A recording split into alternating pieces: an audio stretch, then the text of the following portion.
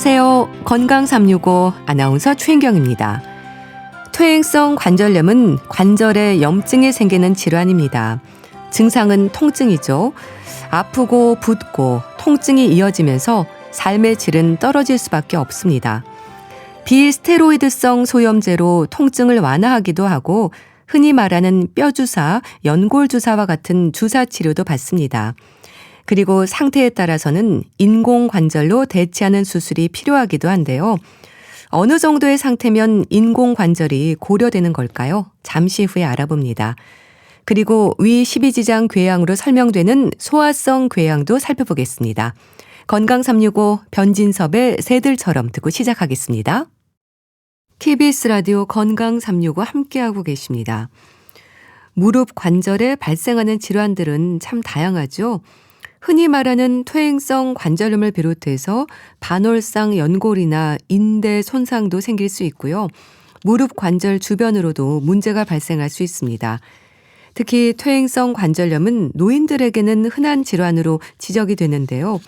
초고령 사회를 사는 지금 점점 더 늘지 않을까 싶기도 합니다.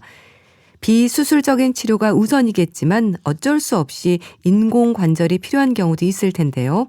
인제대학교 상계백병원 정형외과 손수인 교수에게 도움 말씀 듣겠습니다. 교수님 안녕하세요. 네, 안녕하십니까. 네, 반갑습니다. 퇴행성 관절염은 이름에서도 느껴지는데요. 많이 사용해서 생기는 걸까요?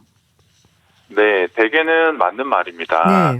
반복적인 우리가 일상생활을 살아가는 것을 통해서 무릎에 있는 연골이나 연골판이 닳게 되고요. 네. 두께가 얇아지고 쿠션 역할을 하는 연골판이 많이 헤어지고 네. 없어지고 그러면서 관절염이 진행이 됩니다. 네. 근데 노인 인구가 점점 늘고 있어서요. 이 삶의 질을 생각할 때 관절 건강은 아주 중요하지 않습니까? 네, 맞습니다. 우리가 무릎 관절염이라고 할 때 제일 먼저 생각하는 건 통증을 생각하게 되지만 네. 사실은 통증으로 인해서 우리가 잘 걸어 다닐 수 없게 되는 것, 그것이 굉장히 큰 문제가 그렇죠. 되거든요. 네. 특히 어르신들 같은 경우에는 당뇨나 혈압 같은 기저질환 조절을 위해서도 보행 능력이 매우 중요하고요. 네. 한편으로는 이제 가고 싶은 곳을 가고 싶을 때 내 다리로 못 간다는 그것이 마음의 병을 일으킬 수도 있습니다. 그렇기 때문에 네. 단순히 통증의 문제라고 치부하지 마시고 네. 전신 건강, 몸과 마음의 건강을 위해서 네. 꼭 치료해야 되는 질환이라고 할 수 있겠습니다. 네. 뭐 예방이 가장 중요하겠지만 젊을 때와 비교하면 당연히 노년의 무릎 관절이 아주 좋을 수는 없겠죠. 네, 하지만 초기에 발견해서 치료를 잘하면 심해지는 건 막을 수 있지 않을까요? 네, 맞습니다. 퇴행성 관절염이라고 해서 사실 나이와 꼭 정비례하지는 않습니다. 네. 우리가 퇴행성 관절염을 다시 되돌릴 수는 없지만 병의 진행을 늦출 수는 있거든요. 네. 그래서 특히 중년의 나이 때, 노년이 되었을 때보다 중년의 나이 때에 네. 다리의 변형이라든지 아니면 연골판 손상이라든지 네. 그런 것들을 잘 진단하고 치료하는 것이 중요하겠습니다. 네.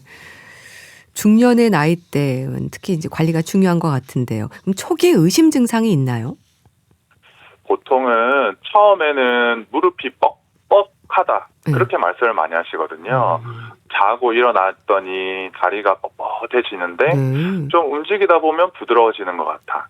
그런 말씀을 하시고 또는 이제 계단을 내려간다든지 네. 그럴 때에 통증이 생긴다. 그런 얘기를 하실 때에 이게 심한 통증은 아닌데 네. 뭔가 평소와는 다른 무릎에 불편감이 생기는 것. 그것이 이제 초기의 증상이라고 얘기를 할 수 있겠습니다. 네. 퇴행성 관절염의 증상은 일단 앉고 서고 걷는 데 문제가 생길 것 같은데요. 환자들이 힘들어하는 증상이 뭔가요? 가장 힘들어하는 것은 이제 보행 거리가 자꾸 줄어들고 보행을 하는 것에 대한 두려움이 생기는 것이 가장 힘든 일입니다.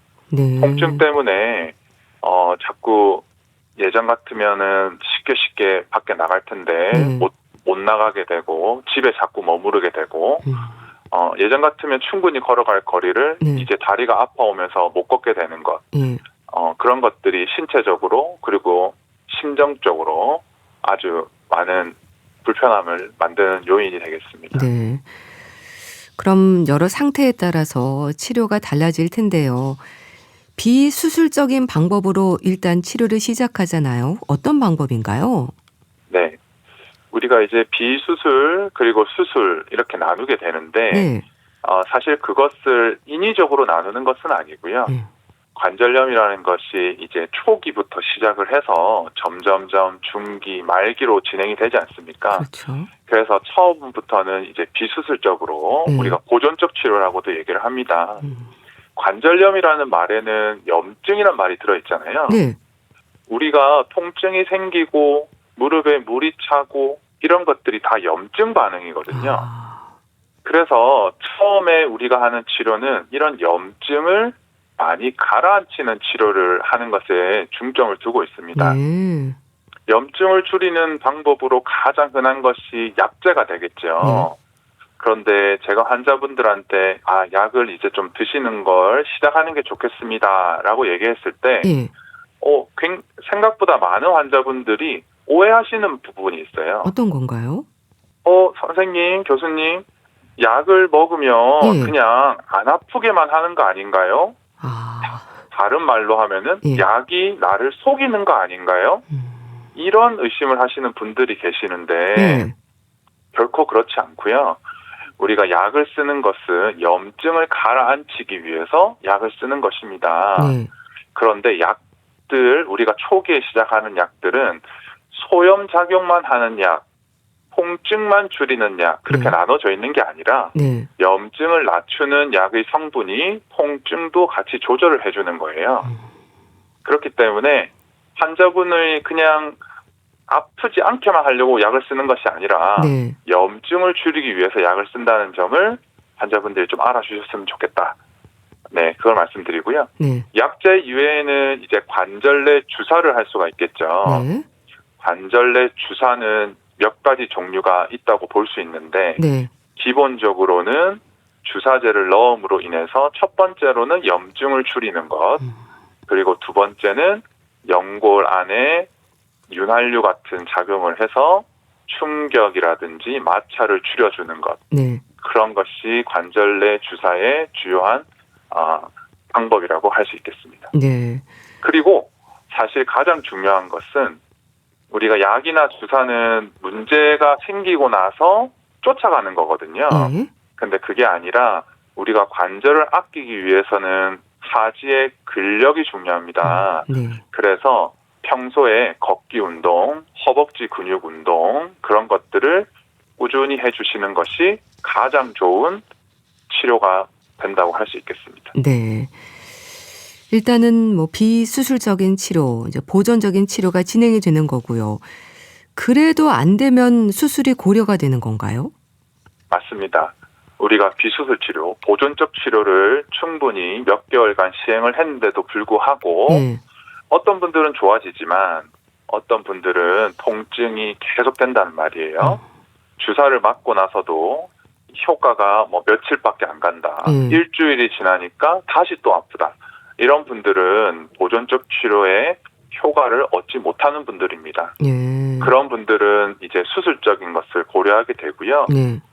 수술을 결정하기 위해서 가장 기본적으로는 X선 검사를 해서 관절의 간격이 줄었는지를 먼저 확인해야 되겠죠. 네. 그리고 나서 환자분이 일상생활을 하는 데에 많은 지장이 있고 통증이 있고 네. 또는 다리의 변형이 점점점 많이 진행이 된다든지 할 때는 수술을 하게 됩니다. 네. 환자분들이 생각보다 또 이 진행이 천천히 되는 부분이 있어서 의사들이 보거나 남들이 볼 때는 굉장히 불편하게 걷고 있는데도 불구하고 예. 본인이 느낄 때는 저는 뭐 그럭저럭 잘 지냅니다 라고 얘기하시는 경우가 있어요. 그렇군요. 근데 그렇게 많이 버티게 되면은 장기적으로 좋지 않기 때문에 전문가와 상의를 하시는 것을 꼭 권해드립니다. 네. 뭐 수술은 인공관절로 바꿔주는 거잖아요. 인공관절 치환술이라는 게 그거죠? 맞습니다. 그래서 관절이 아주 많이 망가졌을 때에는 네. 그 관절을 살려서 쓰는 것이 어려운 지경까지 갔다. 아, 이렇게 판단이 되는 것이고, 그런 경우에는 그 부분들을 우리가 인공관절로 바꿔주는 겁니다. 네. 치과에서 충치가 생기면 이를 좀 갈아내야 되잖아요. 네. 갈아내고 원래 이 모양에 맞도록 금을 씌운다든지 그렇게 하지 않습니까? 무릎도 마찬가지입니다. 심하게 손상된 관절 부분을 일부 잘라내고요. 네.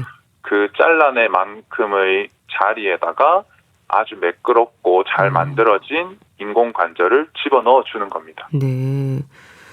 그러면 인공관절 치환술에 있어서도 뭐 예전과 다르게 좀 변화된 부분들이 있을까요? 예전에는 수술을 하고 나서 아주 한동안 꼼짝도 못하게 하고 네. 그런 경우들이 꽤 있었거든요.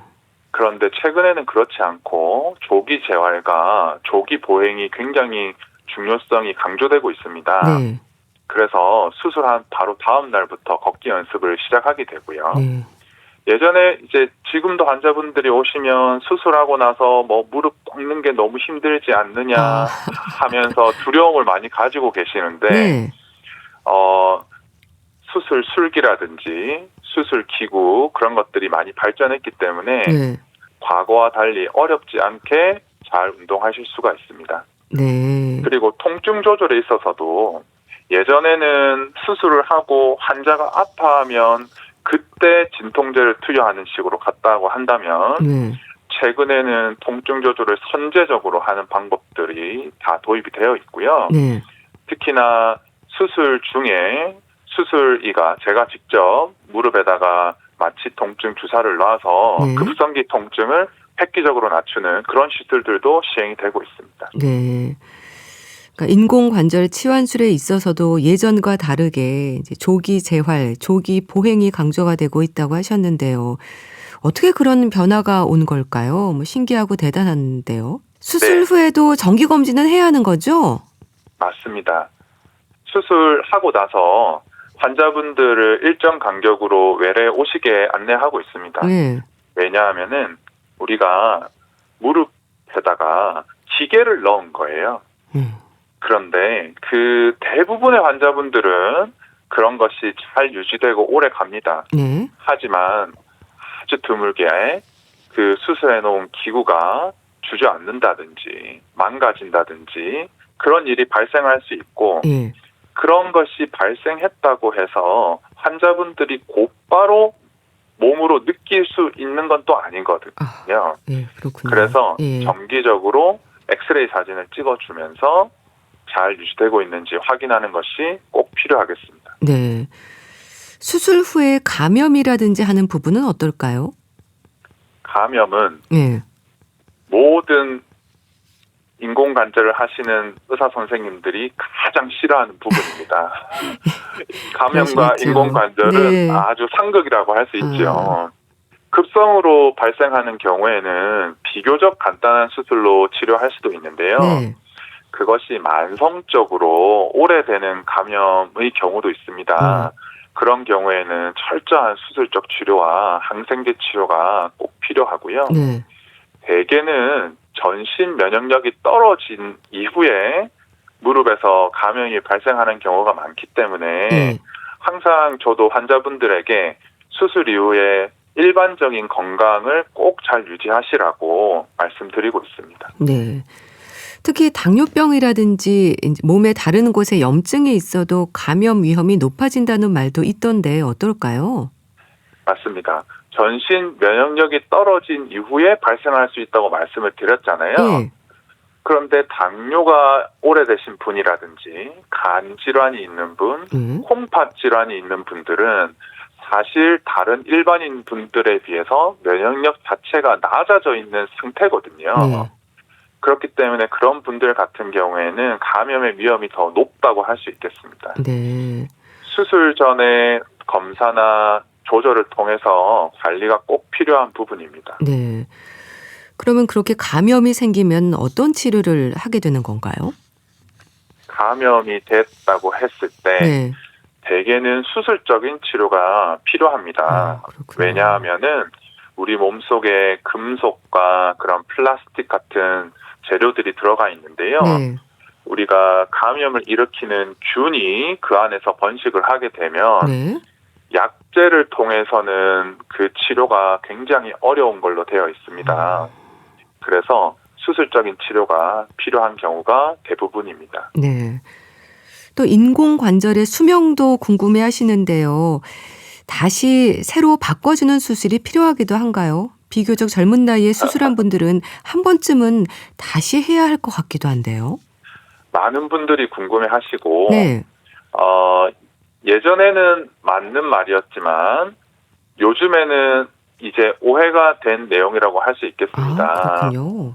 예전에는 그 인공관절 안에 넣어주는 소재가 마모가 되는 문제가 중요한 이제 문제였거든요. 네. 그랬는데 점점점 기술이 좋아지고 소재가 개발이 되었죠. 네. 그래서 요즘에는 그것이 다른 문제에 대해서는 네. 걱정하실 필요가 없습니다. 네. 그래서 충분히 20년, 30년 쓸 수 있다고 보고들이 이루어지고 있습니다. 네. 그런데 젊은 나이에 수술하시는 분의 경우에는 네. 기계적인 합병증보다도 젊은 분들은 활동력이 훨씬 더 높단 말이에요. 그렇죠. 그렇기 때문에 네. 아무리 인공관절이 이게 좋은 것이긴 하지만 네. 어쩔 수 없이 일을 해야 되고 뭐 밥벌이를 해야 되고 이런 분들의 사정이 많기 때문에 네. 젊은 나이에 수술을 하시는 분들은 그만큼 더 기계에 부담이 많이 걸리게 되고 네. 그런 것들이 이제 기계가 망가지게 되는 요인이 될 수 있습니다. 네. 비만을 경계를 해야 되잖아요. 근데 사실 쉽지 않은데 여러 가지 관리가 좀 필요할 것 같습니다. 비만이 무릎 관절에 미치는 영향이 큰 건가요? 맞습니다. 우리가 길을 걷거나 아니면 뭐 점프를 한다거나 예. 그랬을 때 무릎은 우리 몸무게의 약 3배에서 4배의 부하를 견뎌야 됩니다. 네. 그래서 우리가 몸무게가 예를 들어서 1kg가 늘었다라고 한다면 우리 무릎이 버텨야 되는 것은 3, 4kg의 부담이 된다는 말이죠. 네. 그런 점에서 우리 체중 관리는 굉장히 중요한 부분입니다. 네. 그런데 사실 살 빼는 게 세상에서 제일 어려운 일이잖아요. 그렇죠. 네. 그렇기 때문에 저도 이제 환자분들을 이렇게 진료할 때 항상 네. 고민입니다. 그 비만에 대한 부분을 어느까지 말씀을 드려야 되는가. 네. 그래서 체중을 줄이는 것이 일단은 무조건 좋은데, 뭐, 체중 감량의 방법이라든지, 네. 기간이라든지 그런 것들에 있어서는 또 중요한 고려가 필요할 것 같습니다. 네. 또 앞서 뭐 근력이 중요하고 걷기 운동 강조를 하셨는데요. 요즘 걷기 운동을 일상으로 하시는 분들도 많고요. 뭐 올레길, 둘레길부터 등산까지 걷는 운동을 사랑하는 분들이 많잖아요. 맞습니다. 무릎 관절을 위해서 좀 조심할 부분이 있을까요? 걷기 운동은 항상 하시라고 말씀드립니다. 네. 우리가 인공관절 치환술을 하는 이유도 잘 걸으려고 수술하는 거거든요. 그렇죠. 그래서 네. 걷는 운동 참 좋다. 하지만 네. 등산을 다니신다는 거, 오르락 내리락 하는 거, 네. 포장되지 않은 길에서 자꾸 불안정하게 많이 걷는 거, 그런 것들은 좋지 않습니다. 네. 그래서 산에 가신다고 하시더라도 네. 조금 비교적 평탄한 곳으로 다니시도록 하고 필요하다면 뭐 등산 스틱이라든지 네. 그런 걸 적절히 잘 이용하시는 것이 가장 바람직하겠습니다. 네, 알겠습니다. 오늘은 무릎 인공관절에 대해서 자세히 알아봤는데요. 인제대학교 상계백병원 정형외과 손수인 교수와 함께했습니다. 말씀 감사합니다. 네, 감사합니다. KBS 라디오 건강 365 함께하고 계신데요. 패닉의 왼손잡이 듣고 다시 오겠습니다. KBS 라디오 건강 365 함께하고 계십니다. 위 12지장 궤양으로 불리는 소화성 궤양은 비교적 흔한 질환입니다. 식습관이 문제인 걸까요? 인제대학교 의과대학 가정의학과 김경우 교수에게 도움 말씀 듣겠습니다. 교수님 안녕하세요. 네, 안녕하세요. 소화성 궤양이 위 12지장 궤양인 거죠? 비교적 흔하다고 들었습니다. 네, 그렇습니다. 소화성 궤양 하게 되면 보통 위궤양과 십이지장 궤양을 함께 부르는 용어라고 할 수 있는데요. 네. 이제 소화성이라는 말은 이제 위산이나 소화 효소가 관여된다는 뜻인데, 위산과 이제 소화 효소가 닿는 부위가 주로 이제 위나 십이지장에 해당되고 그쪽에서 소화 기능을 담당하는데, 네. 그쪽에 생기는 궤양을 이제 특별히 이제 소화성 궤양 이렇게 부르고 있는데요. 네. 궤양은 뭐 넓게 보게 되면은 위나 십이지장 이외에도 뭐 다른 부위에도 이렇게 헐고 깊이 패이고 그러면은 궤양이 생길 수가 있어서 입안에도 잘 헐고 뭐 그럴 수가 있는데, 네. 특히 우리가 소화성 궤양 하게 되면은 위산과 소화 효소가 관여되는 궤양이다 이렇게 볼 수가 있겠고, 네. 매우 이제 비교적 흔한 질환이고, 물론 이제 치료제나 이런 것들이 좋아지면서 좀 부담은 줄어드는 추세지만은 여전히 자주 우리가 접하게 되는 질환 중에 하나라고 할 수 있겠습니다. 네. 위 궤양과 십이지장 궤양을 포함한다는 건데요.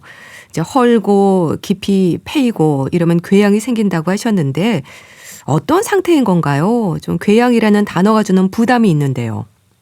네, 맞습니다. 우리가 특히 이제 점막에 여러 가지 병변이 생길 수가 있는데, 네.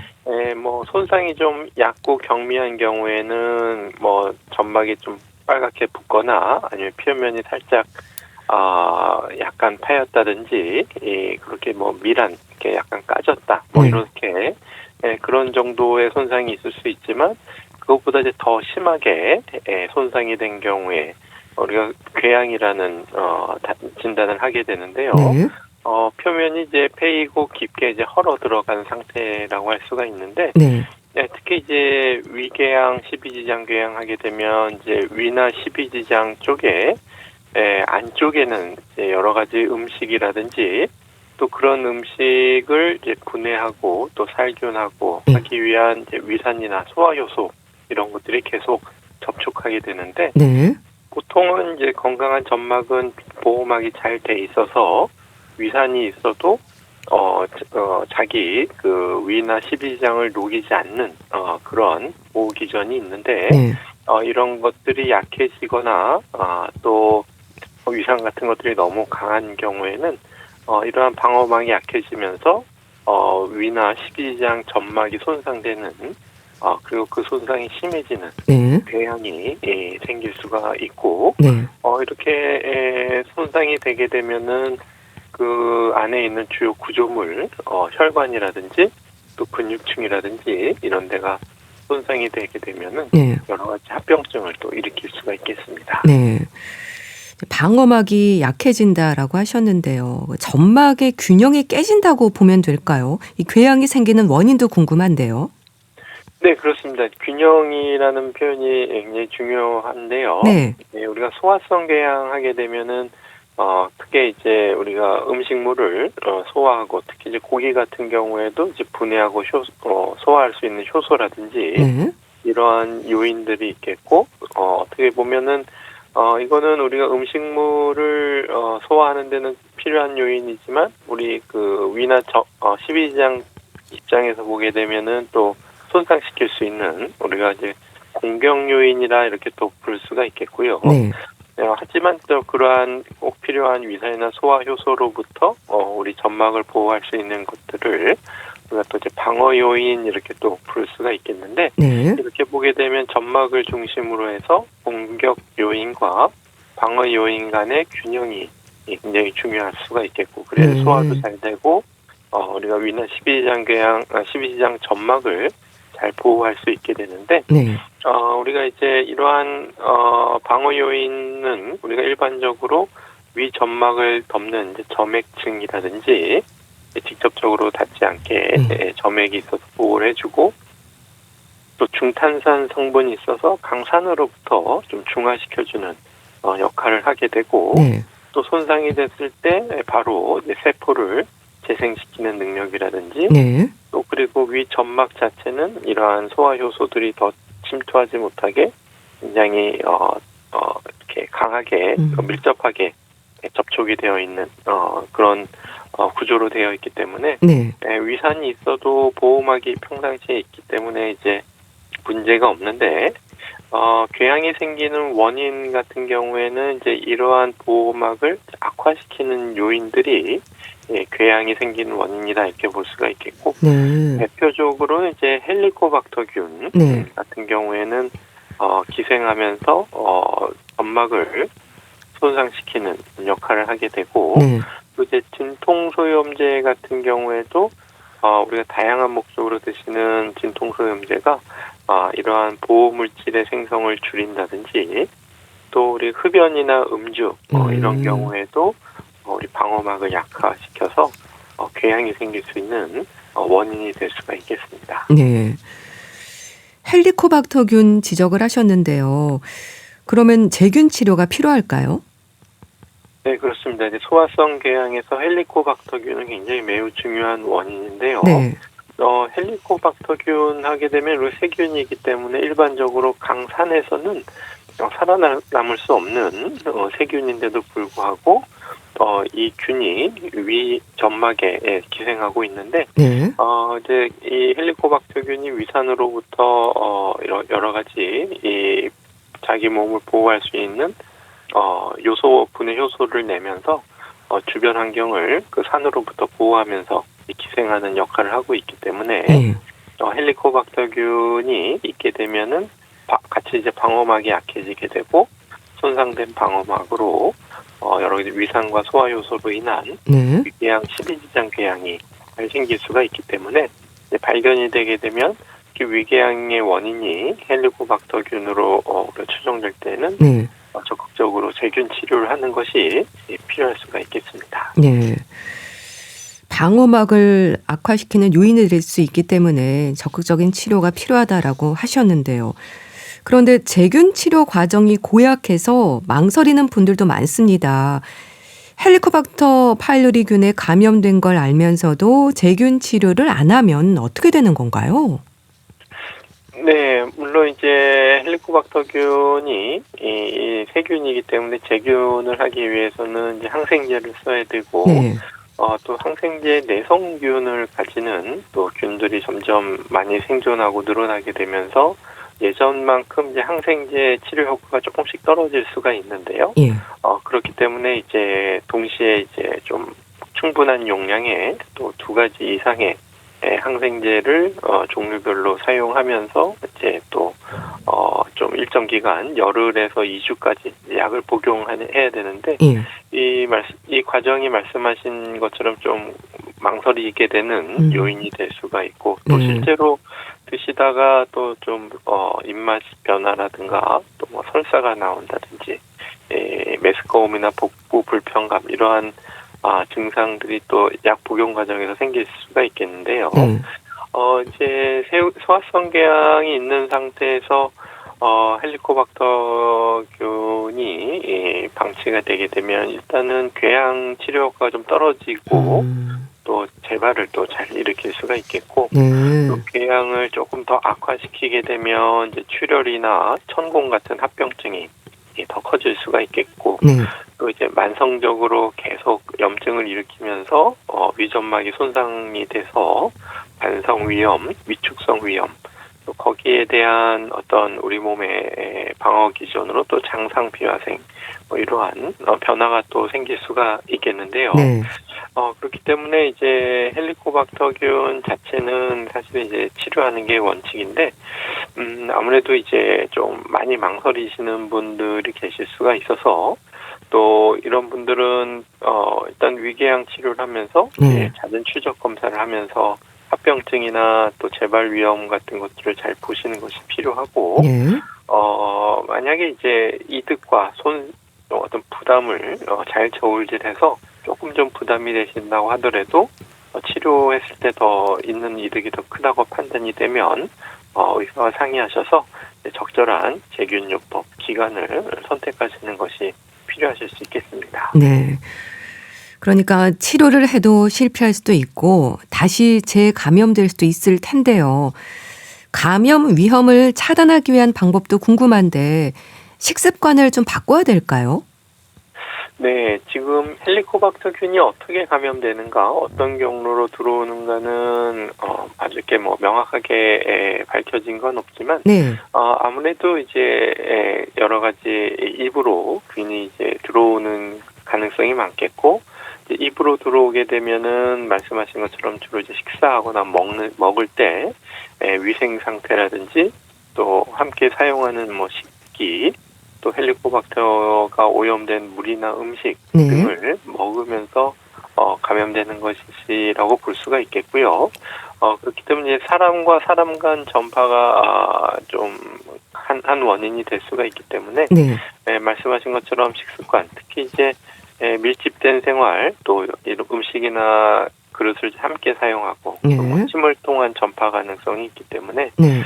이런 것들 감염 예방을 위해서는 이제 기본적인 위생, 특히 이제 뭐 손 씻기라든지 개인 식기를 사용하고 또 여러 가지 함께 이렇게 침이 섞이지 않게 좀 따로 먹는다든지 또 깨끗하고 이제 안전한 물과 음식을 먹기, 이런 것들이 예방에 좀 도움이 될 수가 있겠습니다. 네.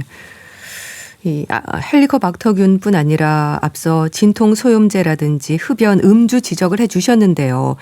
그럼 소화성 궤양의 위험을 높이는 다른 요인들도 어떤 게 있을까요? 네, 그래서 헬리코박터균과 이제 진통소염제, 흡연, 음주 이런 것들이 굉장히 중요한 소화성 궤양의 원인인데, 네. 이제 어르신들은 이제 다양한 이유로 이제 진통소염제가 필요하신 경우가 있고요. 뭐 여러 가지 통증이라든지 이런 조절을 위해서 흔히 사용되는 약물이고, 네. 또 뭐 어르신뿐만 아니라 젊은 분들 같은 경우에도 이제 감기약의 어떤 진통과 해열 효과를 위해서 이제 진통소염제가 사용되는 경우가 있는데, 네. 아무래도 이런 것들을 조금 사람마다 좀 감수성 차이가 있지만 좀 과도하게 드시거나 좀 오래 드신다든지 네. 아니면 그런 경우에는 위나 십이지장 궤양이 또 잘 생기시는 분이 있고, 또 이런 것들이 있으면 이제 통증이 있으면 좋지만 이제 통증 없이 이제 출혈 위험이 또 생기는 경우도 있기 때문에 네. 진통소염제가 가장 위험한 요인이라고 할 수가 있겠고, 흡연 같은 경우에도 궤양의 치유를 늦추고 또 이제 재발 위험을 높이기 때문에 네.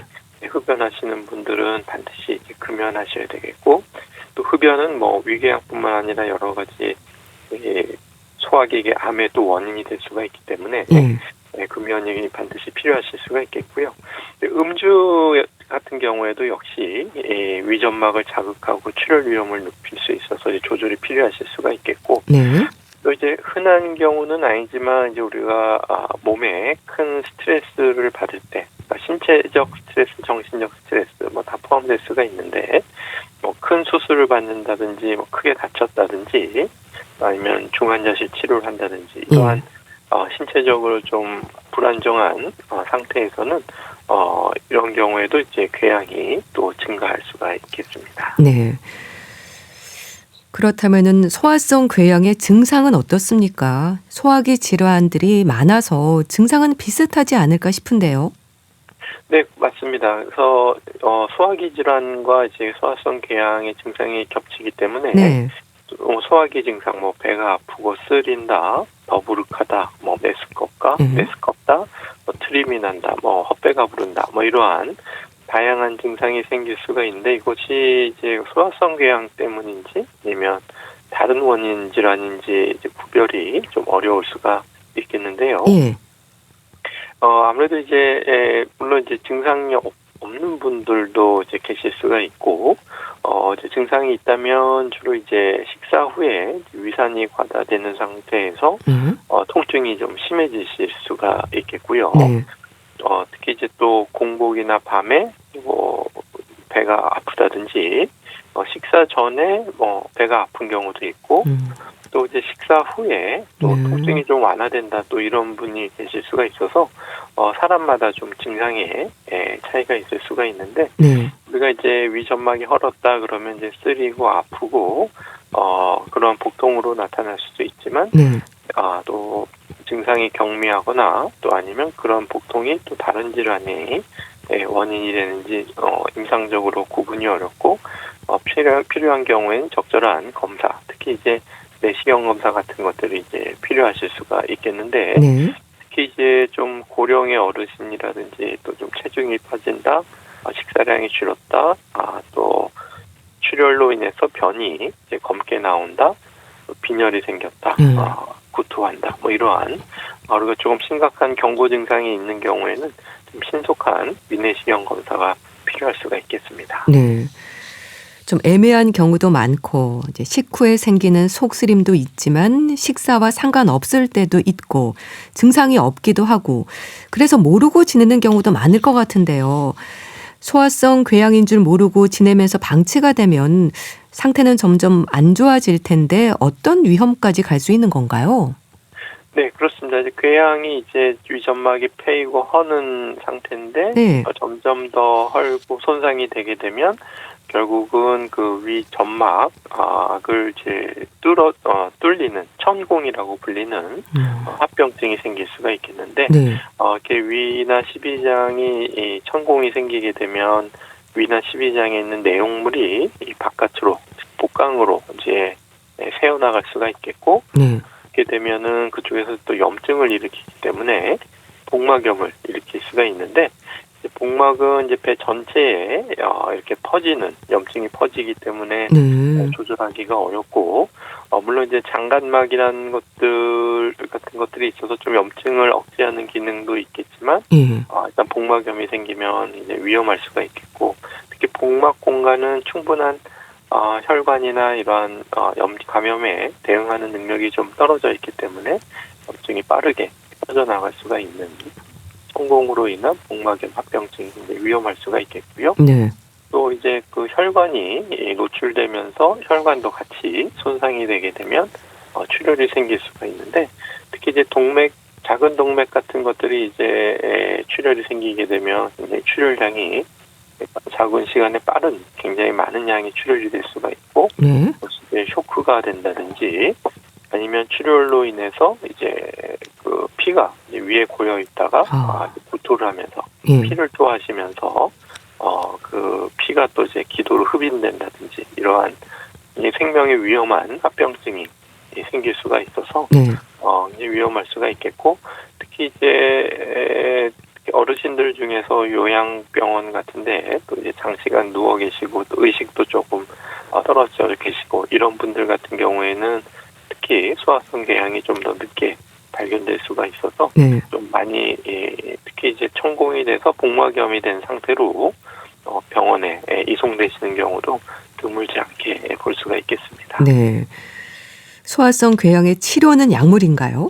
네, 그렇습니다. 우리가 이제 위산으로부터 좀 보호할 수 있는 약물을 이제 우선적으로 쓸 수가 있겠는데, 네. 강한 위산 분비 억제제 이런 것들을 주로 이제 종류도 다양하고 또 먹는 약, 또 주사약 다양할 수가 있어서 이렇게 위산을 우선 줄이는 궤양 치료를 하게 되고 그다음에 이제 헬리코박터균이 함께 발견이 되게 되면 네. 제균 치료를 약물 치료를 하게 되는데 위산 분비 억제제와 또 2가지 이상의 항생제를 같이 사용한다든지 네. 또 필요한 경우에 따라서 비스무스라는 제제를 함께 3가지 또는 4가지 약제를 사용해서 쓸 수가 있겠고 또 이제 진통소염제가 원인이다 그러면 가능하면 이제 빨리 중단을 하고 또 이제 아스피린이나 항혈소판제처럼 이제 우리가 심혈관 질환 때문에 또 드시는 약들이 있는데 네. 또 이러한 약들도 위궤양 또 소화기 출혈을 일으킬 수가 있는데 네. 이제 이런 경우에도 이제 꼭 필요한 약은 또 임의로 끊으면 또 오히려 또 심혈관 질환이 생길 수가 있기 때문에 잘 상의하셔서 이러한 필요한 약만 쓰시고 위궤양을 일으키는 약물은 중단하시는 것이 필요하겠습니다. 네, 알겠습니다. 오늘은 위 12지장 궤양으로 불리는 소화성 궤양에 대해서 알아봤는데요. 인제대학교 의과대학 가정의학과 김경호 교수와 함께했습니다. 말씀 감사합니다. 네, 감사합니다. 잔나비의 작전명 청춘 보내드리면서 인사드릴게요. 건강365 아나운서 최인경이었습니다. 고맙습니다.